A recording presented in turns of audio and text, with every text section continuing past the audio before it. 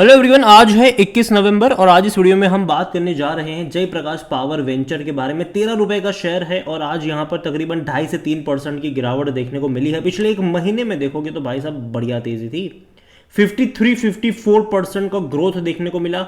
लेकिन पिछले 3 trading session से कह लो गिरावट है। फ्राइडे को गिरा था, ये मंडे को गिरा और आज ट्यूसडे में भी यहाँ पर गिरावट देखने को मिली है और ये एक्सपेक्टेड था, क्योंकि जब इतनी बड़ी तेजी बनती है भाई साहब गिरावट एक्सपेक्टेड होती है।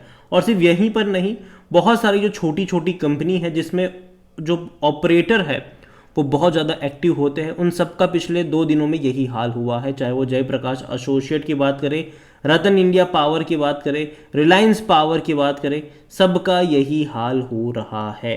लेकिन हाँ, यहाँ पर ऑपरेटर एक्टिव है, नीचे भी लेकर आएंगे, ऊपर भी लेकर जाएंगे। इसको बातचीत करेंगे वीडियो में उसके बारे में कि सपोर्ट कहाँ पर है, रेजिस्टेंस कहाँ पर है। देखिए, वीडियो को शुरू करो उससे पहले अगर आपने अभी तक चैनल को सब्सक्राइब नहीं किया तो प्लीज़ इसे सब्सक्राइब जरूर कर लीजिएगा। तो एक महीने में शानदार तेज़ी है। पिछले एक साल की भी अगर हम बात करें तो दमदार रफ्तार है, 80% की तेज़ी है। हालांकि ये कभी भी मेरे फेवरेट शेयर की लिस्ट में नहीं रहा है। मैं हमेशा कहता हूं कि जब भी इस कंपनी के शेयर में तेज़ी आती है, मौका होता है उन लोगों के पास जो यहाँ पर खरीदारी करके फंस चुके हैं। उनके पास मौका होता है कि भैया निकल लो यहाँ से, ना कि ये सोचो कि अब तो ये मल्टी बैगर बनेगा मैं खरीद लूँ। ये मत करना यहाँ पर। अगर आप 5 साल का भी ग्राफ देख लो तो एक ही चीज़ पता चलेगी कि देखो तेज़ी डेफिनेटली आई है यहाँ पर, लेकिन हर बार गिरावट ने पीछा करा है। लेकिन हाँ, बड़ी रफ्तार है। कोविड के टाइम पर ये 55 पैसे का शेयर था। अगर वहाँ से कंपेयर करेंगे तो भाई साहब जो ग्रोथ है वो 2600% की कह सकते हो। यहाँ पर इतनी बड़ी रफ्तार है। अगर मैं इसके लोअर लेवल से कंपेयर करूँ, जनरली ऐसा जो रिटर्न है वो हमेशा पेनी स्टॉक्स में बनता ज़रूर है, लेकिन वो इक्का दुक्का स्टॉक्स में बन जाते हैं, बहुत कम। मतलब अगर आप बात करो कोविड के बाद की जो तेज़ी है पिछले 3 सालों में, डेफिनेटली बहुत सारे शेयर्स में ऐसा ही देखने को मिला ज़रूर है। लेकिन आने वाले टाइम में जब मार्केट आपको करेक्शन दिखाएगा तो ऐसे शेयर सबसे ज़्यादा गिरते भी हैं।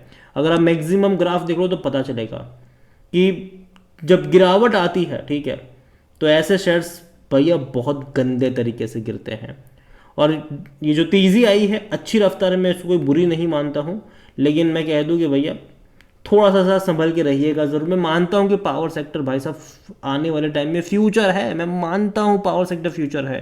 कंजम्पशन बहुत तेज़ी से बढ़ने वाला है। धीरे धीरे हम इलेक्ट्रिक व्हीकल्स की तरफ स्विच होने वाले हैं। बहुत ज़्यादा कंजम्पशन बढ़ने ही वाला है। धीरे धीरे हमारी जो डिपेंडेंसी है वो मशीनों पे बढ़ने वाली है। उसको चलाने के लिए बिजली चाहिए होगी और जो कंपनी वो बिजली सप्लाई करेगी वो और ज़्यादा महंगे दाम चार्ज करेगी फ्यूचर में। ये मैं मान के चल रहा हूँ, लेकिन ऐसा नहीं है कि सभी कंपनियां राज करेगी, ठीक है।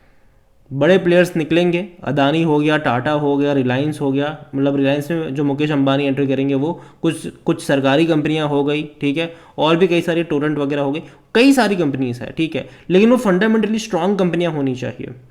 यहाँ पर लॉस मेकिंग कंपनी देखो आने वाले टाइम में या तो ये बिक जाएगी या तो भाई साहब कह सकते हैं कि मतलब उतना लॉन्ग टर्म फ्यूचर में अभी के लिए एक्सपेक्ट नहीं कर रहा हूँ। हालांकि यहाँ पर जो खेल चल रहा है वो वॉल्यूम का ही है। 15 करोड़ से भी ज़्यादा की क्वांटिटी में आज यहाँ पर शेयर ट्रेड होते नजर आए। सिर्फ आज ही नहीं, पिछले कई टाइम से यही हो रहा है। यहाँ पर according to Moneycontrol user बेचने की बात कोई नहीं कह रहा, हर कोई कह रहा है खरीदारी करो, खरीदारी करिए, बने रहो। जबकि आप नंबर्स की तरफ चलेंगे इनके, तो क्वार्टरली इनके नंबर्स जो हैं वो देखो, पहले तेज़ी थे, बाद में डिक्लाइन आया। प्रॉफिट अगर आप देखोगे यहाँ पर तो भाई साहब उतने हेल्दी प्रॉफिट्स नहीं है। मतलब कांस्टेंट जो ग्रोथ होना चाहिए वो नहीं है। लॉस होता है, प्रॉफिट होता है, वापस में डिक्लाइन आता है। अभी देखना होगा कि दिसंबर में, मार्च में नंबर किस तरीके से ये लोग रिप्रेजेंट करते हैं। अच्छे होते हैं, बुरे होते हैं, ये तो भैया आने वाला वक्त ही बताएगा। और जहाँ तक वैल्यूएशन की भी बात करें तो भाई साहब पी इसका नेगेटिव में है। कोई भी देखो एनालिस्ट आपको खरीदारी करने की सलाह नहीं देगा। जो आपको यूज़र्स वगैरह होते हैं, जो नॉर्मल लोग होते हैं, वो आपको बाय करने की बात कर देंगे। लेकिन जो एनालिस्ट होते हैं, जिनकी जिम्मेदारी होती है सही बात बताना, वो आपको इसके बारे में नहीं बताएंगे बाय को करने को लेकर, क्योंकि उनको पता है कि किस तरीके का रिस्क यहाँ पर इन्वॉल्व है। अगर हम होल्डिंग को लेकर देखें, शेयर होल्डिंग की बात करें तो 24% की होल्डिंग प्रमोटर के पास है और प्रमोटर की 19% की होल्डिंग गिरवी है और पहले भी उतनी ही थी। यहाँ पर देखो तो म्यूचुअल फंड के पास 0.06% की होल्डिंग है। डोमेस्टिक के पास बड़ी क्वांटिटी है, 21.66% की होल्डिंग डोमेस्टिक इंस्टीट्यूशन के पास है। FIs 4.65% की होल्डिंग लेकर बैठे हैं यहाँ पर, और डोमेस्टिक भी अगर आप देखो तो थोड़ी थोड़ी करके वो लोग बिकवाली तो कर रहे हैं। 22.22% से घटकर वो आए हैं 21.66। लेकिन एक अच्छी बात है कि पहले म्यूचुअल फंड थे भी नहीं, अब म्यूचुअल फंड भी रिस्क ले रहे हैं। 0.06% की होल्डिंग है उनके पास। 4.65% FIs लेकर बैठे हैं। रिटेल और अदर की मिलाकर होल्डिंग है 49.63%, जिनमें से रिटेल इन्वेस्टर्स 18.40% की होल्डिंग लेकर बैठे हैं। अदर पार्टीज़ यहाँ पर 31.24, और इस अदर पार्टीज़ में ही कई सारे ऑपरेटर बैठे हुए हैं जो शेयर को लेकर भी जाते हैं ऊपर आसमान में और शेयर को नीचे ज़मीन पे पटकते भी हैं ये। और ये होगा, पहले भी होता है, आगे भी होगा। हाँ, अनलेस एंड अनटिल इनके जो नंबर्स है उसमें एक ड्रास्टिक चेंज आना शुरू हो जाए, या फिर सुजलॉन वाली एकदम से कहानी यहाँ पर पैन आउट होना शुरू हो जाए।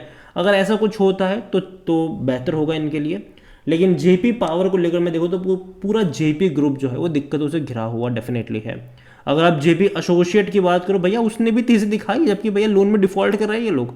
जेपी एसोसिएट लोन में डिफॉल्ट कर रहा है, लेकिन फिर भी तेजी है शेयर प्राइस में, और मैं इसको लेकर वीडियो भी बनाया था। लेकिन फिर भी शेयर में तेजी है यहाँ पर, जो कि थोड़ी सी समझ के बाहर है। और यहाँ पर प्योरली ऑपरेटर का खेल मैं कहूँगा यहाँ पर कि जो कि चल रहा है। अब देखो, तेज़ी की वजह मुझे नहीं पता कि क्या है यहाँ पर। शायद ये ज़रूर हो सकता है कि आने वाले टाइम में जेपी जो है वो अपने कुछ असेट्स वगैरह, मतलब जो एसोसिएट में अपने असेट्स वगैरह बेचकर कर्जा चुकाने की कोशिश कर, जिसका कहीं ना कहीं थोड़ा सा फ़ायदा इनकी जो अभी आने वाले टाइम में पावर, मुझे लगता है कि इसको तो ये लोग नहीं छोड़ेंगे, इसी को ज़्यादातर तौर पर कंटिन्यू करेंगे। तो शायद इसको फ्यूचर में हो, ये एक थ्योरी यहाँ पर चल रही है, कंफर्म कुछ भी नहीं है, ठीक है, कि क्या होगा, किस तरीके से होगा, कोई नहीं जानता, ठीक है।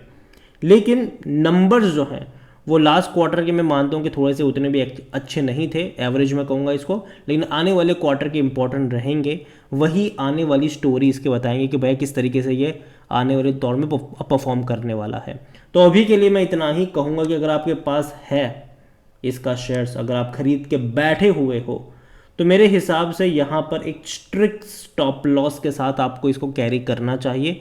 जो रफ्तार है उसको राइड अगर आपको करनी है तो एक स्टॉप लॉस ज़रूर आपका यहाँ पर मेंटेन होना चाहिए।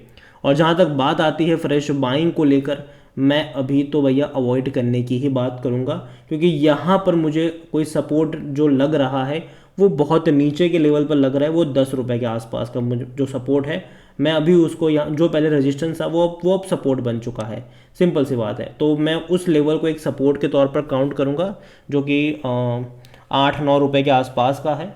तो शायद वहाँ पर मौके बन सकते हैं खरीदारी के। अब काफ़ी लोग बोलेंगे भूल जाओ, कभी नहीं जाएगा वहाँ तक, ठीक है भाई, ना जाए, लेकिन बाज़ार में अच्छी कंपनियों को ऐड करो अपने पोर्टफोलियो में, ठीक है। और जो तेज़ी आई है पिछले कुछ टाइम में, डेफिनेटली मौके होते हैं अपने पोर्टफोलियो को रीबैलेंस करने के ये सारे।